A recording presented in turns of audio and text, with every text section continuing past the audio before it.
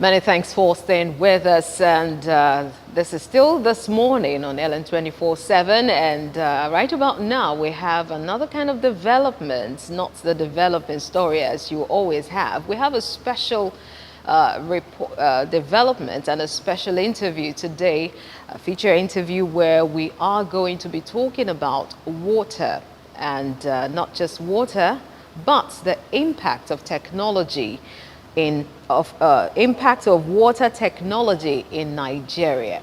And I have with me on set today a very special guest, and he is going to be telling us, weighing into what technology and water technology is all about. And my name is Elizabeth Williams, and it's good to be here once again. And we are going to go straight into, let's take a little bit of a background information before I introduce my guest. Now, of course, we know that technology is important and at every facet of life. And although data on access to water provision and sanitation in Nigeria have also been, conflicting due to lack of sector monitoring, lack of proper information or data, if you put it that way, by the different water agencies in the country. Now, no doubt many Nigerians continue to lack access to clean water, and sources with about 75% of people spread over six diverse geopolitical zones are unable to afford safe and acceptable, maybe probably drinking water. And we understand that in certain communities there are challenges of potable drinking water, and these are some of the things that we have some people, some organizations are trying to bring solutions to. And so we're going to have this conversation because we have one of the solution providers here sitting right here with me today in the person of Mr. Hamza Yunusa. Thank you very much, sir, for joining us. Mr. Hamza Yunusa is the CEO, Hydronamics. Did I get that right? Yes. It's good to have you join us on the program today. Thank you very much. Okay, so we are talking about water. Now, before we came into this conversation, we did have one short report on the benefits of water. There's so many benefits of water, and like some people will put it, water is life. And so there are challenges, and we understand that there are challenges of, having potable drinking water, access to water in Nigeria, and not just in Nigeria, in different parts of Africa and in the world, also. So tell us, first of all, what Hydronamics is all about and what you do. So thank you very much for having me. Thank you, sir. Hydronamics is a water tech company, a pioneering water tech company in Nigeria. What we do essentially is we provide, solutions using technology in the water sector. That is simply what water technology means. And we came to do this because I started, doing business in the water sector by developing a water purification system. So after that was done, we built a system that purifies 1,000 liters of water per hour and removes bacteria, viruses, protozoans, and clears turbidity from any given sample of fresh water. It was piloted in Owerri at an institution and other rural communities across Nigeria, as well as households in Abuja. We sold a couple of them across Abuja. However, people say entrepreneurs are insatiable in the sense that they are very ambitious. If they reach a certain threshold, they want to do more. So we wondered, our system only purifies 1,000 liters per hour. 1,000 liters per hour. That could only serve a community of less than 1,000 people, about 926 people, based on World Bank benchmark. I wanted to impact millions of people with water in a day. And so that was not doing the job. I put my team together in about 2019, and we decided doing what we call primary market research. And while doing that, we said, which institution in Nigeria has the infrastructure to provide water for millions in a day. Yeah, I'm sure you guessed right. It's the water utilities, or what you call the water boards or water corporations. And then we went further and asked ourselves, why are these people not able to provide water to the entire populace efficiently? And then the answer was the fact that they are not making out enough money to maintain their infrastructure and expand to underserved areas. We asked ourselves why. And then the answer was simply the fact that they had inefficient operational procedures. Their operational procedures were capital intensive, and then their service delivery processes were not streamlined. And that was our answer. We decided we are going to address these issues so that we can make the water utilities efficient in such a way that they will become much more financially viable to provide water to at least 70% of the population. That was how Hydronamics came about. Oh, beautiful. That's amazing. You know, you mentioned the water utility agencies and the water services in Nigeria. You know, we understand that the federal government over time, over the years, have been trying to make sure that they provide water for the populace. I remember back then in the 90s, how that we have water flowing. The water corporation was actually working. Water was flowing in my compound, you know, and in various different places. You know, I live in Lagos, and we had that. But at a time, it stopped, and they were wondering what happened. You just mentioned one of the reasons why the efficiency and the operations were actually lacking. Now, so tell us, we know that the federal government has been backed by international organizations as well as multilaterals, and we see organizations like WHO, World Bank, UNDP, UNICEF, and the European Union. Now, these are external support agencies of the federal government, and they have actually made contributions to sectors in terms of sustaining and experimenting and all of that. But beyond these international bodies coming into Nigeria, how do you think that Nigerians can, you know, step into that shoe and wear that hat, you know, and do what the government is expecting the international organizations to do? How can we have like 1,000 of Hydronamics? So the truth is, you don't really need a World Bank to come and give you money to run your water supply systems. If you have companies like ourselves, what we're doing in Hydronamics, helping utilities to become efficient, that is what you need, because we have the water, the resource is there. It's just like going to the market where you want to purchase something, where things are being, you know, put there for sale. If you have your money, you should be able to purchase, especially if it's in abundance. We have water in abundance in this country. We have 359 billion cubic meters of water in the country. We're a water-rich country, just like we have oil. But unfortunately, water is a resource that is depletable. It can finish if it is not properly managed. One thing that has been neglected by especially the government, I usually blame the government because, you know, they have left a very, I would say, they have left a vacuum that other people are now currently filling. For example, people who sell bottled water, pure water, and all of that. Those alternatives are actually very expensive. They are much more expensive than the municipal water. In Abuja, they sell one cubic meter, which is 1,000 liters, enough to fill up 5 drums for just 110 naira. How much is pure water today? So municipal water is actually cheaper than all the other alternatives. What the government and the institutions need to do is to have a sit down, design a roadmap, design strategies, and partner with companies like ours to come up with ways that they can make themselves sustainable, much more financially viable. And how are we helping these utilities even do this? We developed a smart water metering system, an IoT-based system, in 2019. When we built, actually we went viral in 2019 for doing that. We built the prototype and we put it up on Twitter. It went very viral. And then what it does is that if it's installed in a household, You don't need all these operational procedures that the water utilities engage in that are expensive. You don't need to do that anymore because they have to send their staff on the streets to enumerate the houses. They come back to the office, they compute the bills, and then they go back, they print them, they go back, deliver them.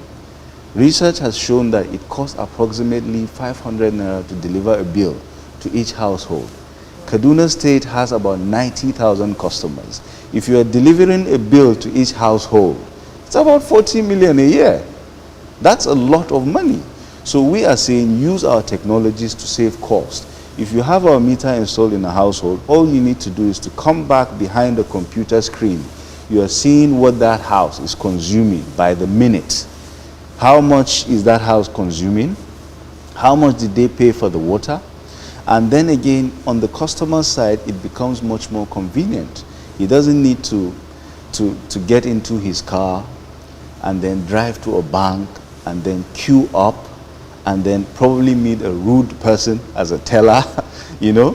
He doesn't need to go through all that stress. All he needs to do is to jump on our mobile app called Pay Water or get on our payment website called paywater.ng, and there all you need to do is put in your meter number and then you can purchase water from anywhere in the world. Okay, this technology of yours, have you proposed it to the government? I mean, how is the acceptability level? Like, has it been accepted? Is it something that we're looking to have, or is it already running? Yeah, it's currently running in Abuja. Government, it's very difficult to do business with government. And we are much more interested in doing business with government because the impact lies there. You make bigger impact dealing with government because essentially government provides, is the biggest provider of water. Like I said, it's difficult to do business with them, but we're gradually gaining inroads. Our first customers, however, are the real estate developers because they also need our service. They are promoting smart housing. So essentially they tell their customers that, okay, our houses, if you buy our house, you're able to purchase water using a simple mobile phone from anywhere in the world. And we're also trying to get them on board on sustainable water management practices so that now they are telling their customers you need to save water. So are you saying that if you have this water in your home or in a home, of course you just made us understand that private sector is actually, they are actually accepting this more than, you know, getting inroads with the government. Now, does it mean if I have this water or this technology in my home, I don't have to buy the bottle or the table water? The water is already purified. I just take it, I drink it directly. It's portable, it's drinkable. Yeah. When I was a kid growing up in Mina, I had water from the tap. Tap, yeah. And that was what we drank as kids. If you're walking along the road, you always find a tap somewhere. If you get thirsty, you can drink water from the tap. And we're still here today. Exactly. So tap water, I've done the research. My background is actually microbiology. So I have done the research where we took bottled water, took it to the lab, took samples, took it to the lab, and we found microbial presence in it. There were contaminations. Tap water is actually safe. It just needs to be available, and we need these utilities to be able to maintain the infrastructure, make sure the piping infrastructure is safe. I want to go another, route a little bit now. You talked about it being difficult. Do you think that difficulty is deliberate because, the government has to provide water, or rather, if this water is not provided, certain people have to do business, certain people have to make money. So do you think that difficulty is actually intentional? Well, because you wouldn't say the government doesn't know the right thing to do to help its people. So what's your thoughts? From my own point of view, I don't like to do conspiracies, right? But from my own point of view, I just believe the government neglected the water sector for a long time, and then it created a vacuum. People, there are business people everywhere. People that are doing the bottled water and the pure water, they came into the market and they are taking advantage of that vacuum that was left by the government. Now, We also have individuals within the water utilities that are benefiting from the dysfunction. For example, you have third parties, people who are responsible for delivering bills and also enforcing payments. These people would go to a household, you have a bill of 5,000 when customers used to pay after they have consumed water, because our system is prepaid. You have to pay before you consume. We have an automated valve in our meter. If you pay for water, it opens up, you consume the water you have purchased, and then it closes again. So this helps the utilities to generate revenue. These third parties will come to your house, you have a bill of 5,000, they say, give me 2,000 and I won't cut off your water supply. And so the research we have done, the field staff are usually the guys who are building new houses, buying new cars, marrying more wives, while their bosses are in the office, you know, suffering. So these people would not want technologies such as ours to come into play, because it's going to block all their access to money, to free money. But we need to do this because globally the world loses $39 billion annually to leakages. I'm talking about physical leakages from the pipelines and commercial leakages, which is as a result of the activities of these third parties.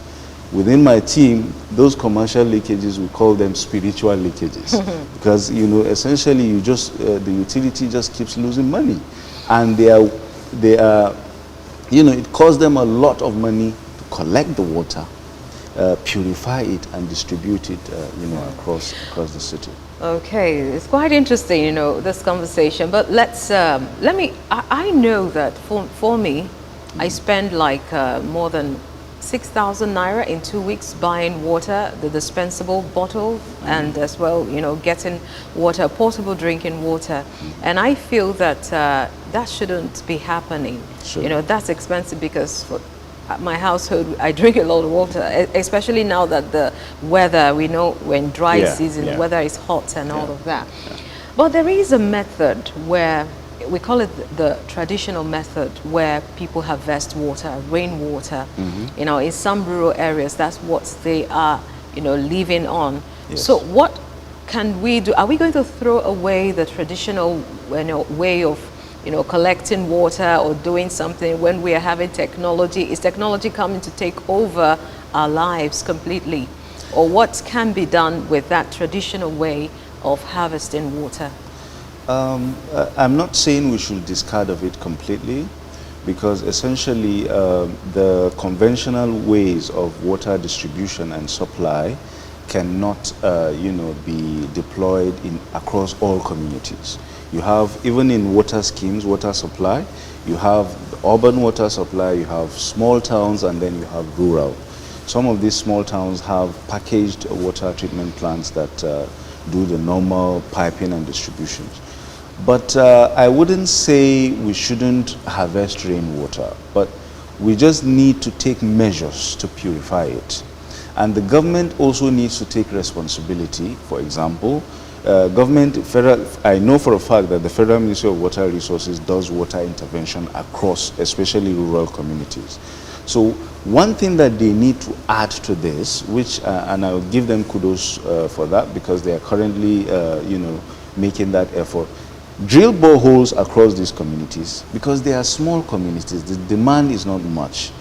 One thing we're advocating for, and why we want to ensure that there is adequate infrastructure in urban water supply, is because it is impacting negatively on our underground water. Nigeria has 90 billion cubic meters of underground water. But I'm not very familiar with the landscape in Lagos, but in Abuja, you find an estate where every house has a borehole. We are depleting underground water at an alarming rate. And when that continues, it makes the environment susceptible to natural disasters. So we need to ensure rural communities where the population, you don't have more than 1,000 to 5,000 people, yeah, you can drill boreholes for them and they can use it, but it needs to be purified, because public health is very, very important. Okay, you know, talking about purification and technology now, as you're talking, you know, I'm wondering, how do we strike a balance between nature and technology? Because I understand that our forefathers, nothing like technology, they've been drinking water, you know, from the rivers, from different sources, even before now. Some of them have been healthy, you know, and they've been alive, or they were alive before we came on board. So how do we strike that balance? And I want to take an example, for instance, where I come from. When I was a little girl, you know, we go home December, Christmas time to just go celebrate and come back to Lagos. And, you know, we used to go to the streams. In my own village, we have this water coming from the rocks, like we have spring water. Oh, that's that beautiful. water is the best water I've ever tasted in my life, you know. And I want to know, is that water not safe? Does it need to be purified, or have you done any test or lab, you know, research on that? You know, how do you strike that balance? Nature is there, and then you're bringing in technology. Talk to us. So water, natural water like the spring you mentioned is usually pure. Beautiful. It doesn't have contaminants, because nature, I would say nature and technology go hand in hand, because nature plays a certain kind of technology, divine technology. Divine technology. Yeah. If you look at the nature of the soil going down to the aquifers where you have water, if water is coming up, there are different layers. We have rock, you have sand, and all of these things. So they purify the water when it is coming up, and at the end of the day, the water comes out really pure. Unfortunately, we have, over the years, we have engaged in some unsanitary practices. This is where sanitation comes in now, comes into public play. health. Yeah, we have people defecating in the open, and this, you know, gets into the water bodies. We have all sorts of people disposing refuse in the open, and these eventually find their ways into water bodies like the well, the streams, and eventually some of these contaminants from sewage even get down into the underground water. And before you know, there is contamination and outbreak of disease. Back historically, I have read that King Solomon had a certain bird when he is traveling, and he had a large army, and when he needed water for some things, the bird would come and scan. In Arabic we call it al-huda-huda. It will scan and say there is water here. If they dig, so it's the same thing as the geological surveys that we do today. Essentially, technology and nature, they go hand in hand. I don't see much disparity in between. Yeah. Okay, now we have, for example, you said something earlier that you do not know the terrain or the topography or geography of Lagos, and but the Southwest, you know, however, ranks the highest in the use of treated pipe-borne water sources, and you know, all the 6 geopolitical zones are deficient, you know, somewhat in harvesting domestic water utilization. Now, with this technology you are introducing, is it going to serve the urban consumers only?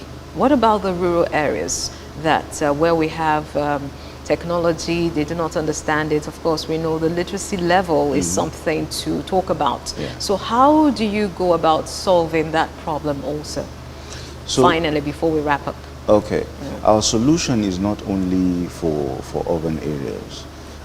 Even in the southwest, where they have high level municipal water utilization, they still battle leakages in the pipelines and commercial leakages.